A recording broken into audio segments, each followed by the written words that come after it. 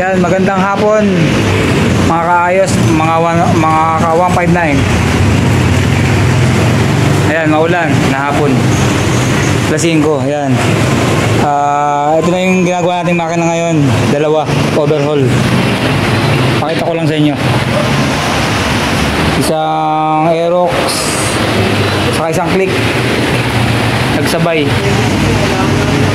Ayan, puro genuine parts po ang ginagamit natin pyesa nito sa makina. Kasi ito sa bushing ng engine support.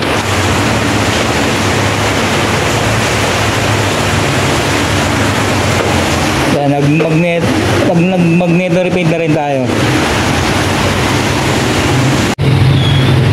Yan, ito is gunyal na lang po ang kulang. Nasa machine siya pa. Pinapaayos pa yung niya, connecting. Pinapalitan pa natin ang connecting rod. Saka pinapaayos natin yung thread kay Boss Mickey.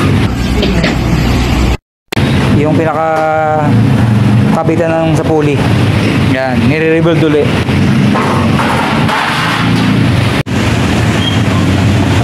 Yan, ito po yung Click. Yan, nagpalit tayo ng sigunyal. Honda po yan. Saka black. Saka piston set. Puro genuine parts po yan. Honda.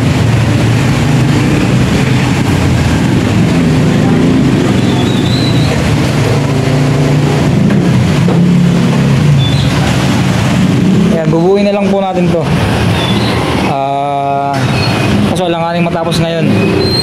Hapon na.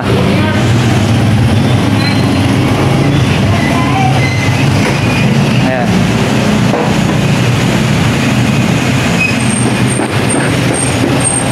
Okay, update ko na lang po kayo sa pagka finish product nito. Okay. Masabi ko, Earl. Palit si Kunya yung boy. Yeah. Palit si Kunya daw. Ayos na. Pwede na. Dino